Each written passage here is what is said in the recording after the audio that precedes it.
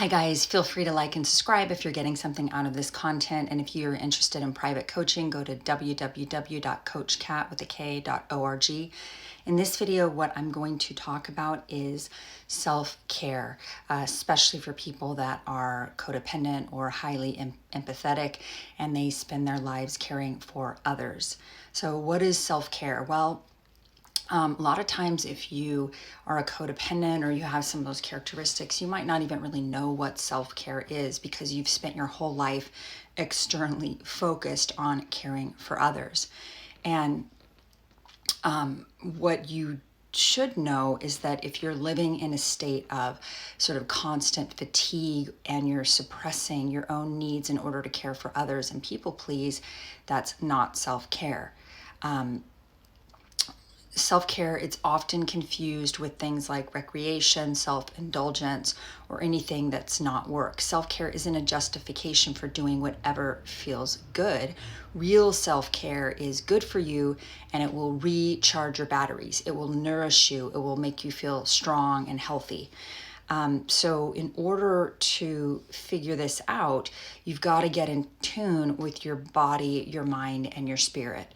And you might be more introverted where if you spend time with people, it might deplete you and you may need alone time to recharge if you're an ambivert or an introvert. Or if you're an extrovert, you might need to spend time with people and you get filled up with energy. It doesn't, introvert doesn't mean that you are not social because, some people, I'm an ambivert, a little bit more on the introverted scale. And even though I love people, I just adore people, I need alone time to recharge my batteries, right? So when I spend time with people, I am giving and I do get depleted. So because of that, I know that I need a lot of alone time. Self-care is mindful rather than mindless. So it's like you're paying attention to your body, to your mind. You're paying attention. You're not just checking out. Like if you get on social media for 30 minutes, maybe you feel like you're spending time alone, but it could actually be depleting you. I find that I'm off of social media on a personal level because I found that it was making me feel, I don't get FOMO, but I do get this feeling where I'm wasting time. And so that's what it felt like to me. And so that may not be an example of self-care. You might feel worse after you look at social media. I don't know, it's different for everyone, but notice in your body, where are you feeling drained or depleted? That is the thing that you need to notice about what activities make you feel that way. I think it's a good idea to almost treat yourself like you would a baby, especially if you're learning this for the first time. And what would a little kid need to do well? Well, they need healthy food. They need a consistent schedule. They need plenty of rest.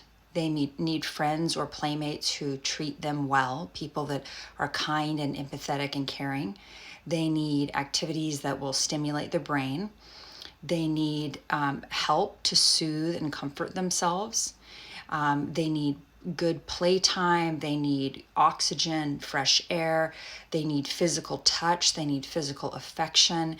They need a very safe place to live. They need kind words. They need nurturing and caring. This is what babies need. So start looking at yourself like a little baby, like a toddler, in that you need to practice self-care and take care of yourself like you would a small child. And really tap into the things that make you feel nourished. And you might find that if you're codependent, this might make you feel guilty. You might feel like there's so many things on your to-do list that you need to get done, or so many people need you or they need your help. But really, this is your job, is to practice radical self-care, to take care of yourself rather than it's not your natural inclination. It's your learned behavior of being externally focused on other people's needs. And You've probably spent your whole life doing this. You've probably spent your whole life in, if you were in a relationship with a narcissist, you probably spent your whole life catering to their needs and trying to please them and trying to meet their needs and taking care of, a lot of codependents in these relationships end up doing all of the grocery shopping, all of the cooking, all the cleaning, all the work in the relationships. It's very common, especially with a lot of narcissists believe that housework is beneath them. They're not really willing to do any of those things. They kind of look at you as their servant. So you might have spent your whole relationship with them like just working and working to meet their needs and neglecting your own. That's real common in these forums.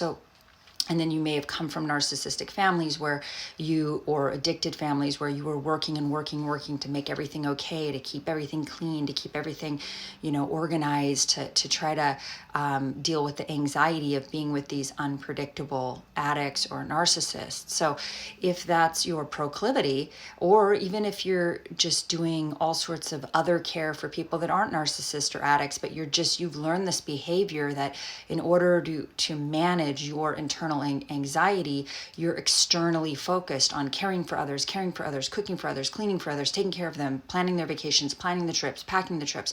If you did all of that, it's time for you to really step into your own and to, stop doing other people's laundry for them. Stop, grocery shopping for other people. I mean, it doesn't need to be this like black and white, but make sure, I shouldn't say stop, but make sure that you're taking care of yourself first. Are your basic needs met? Is the little toddler, is the darling little empath, codependent toddler actually doing radical self-care? Because if you do not put your oxygen mask on when the plane is going down, how can you help other people? And typically with codependence, you'll find that this caring of others comes with strings. You have expectations that they're going to love you or appreciate you or see what you're doing for them, and they're going to act in kind, or they're going to reciprocate. And unfortunately, if you are in a relationship with a toxic person, it's a black hole that you're giving and giving and giving and giving, and they don't appreciate your efforts. They don't appreciate what you're doing. They're so entitled that they feel that that's just what you should be doing. Like, don't you know how lucky you are to be sharing the airspace with them? So, unfortunately, you might be in that sort of dynamic, and you can give and give and give until you have nothing left. And often that's why when people come out of these relationships, they've been over giving. They have nothing left. They feel totally depleted.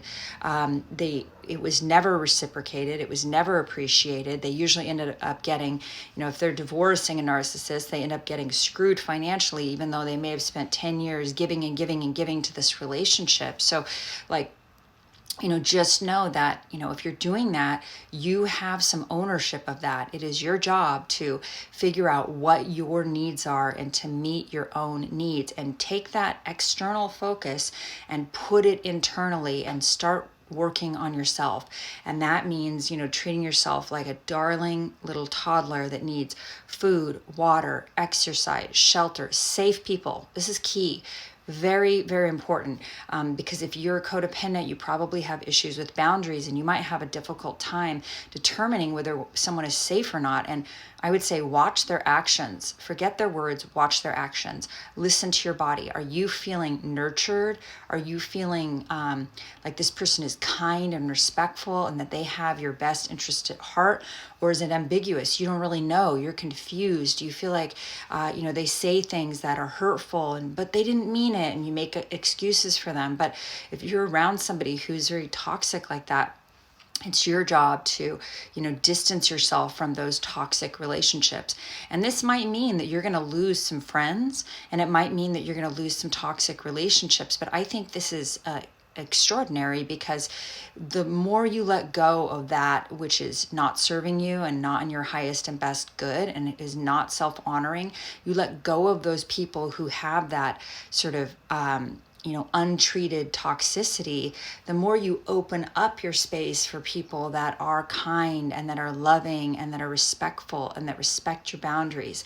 So I encourage you to practice radical self-care by checking in with your body, respecting your mind and your spirit, and nurturing and nourishing yourself. So I hope you have a wonderful day. Thanks so much. Bye-bye.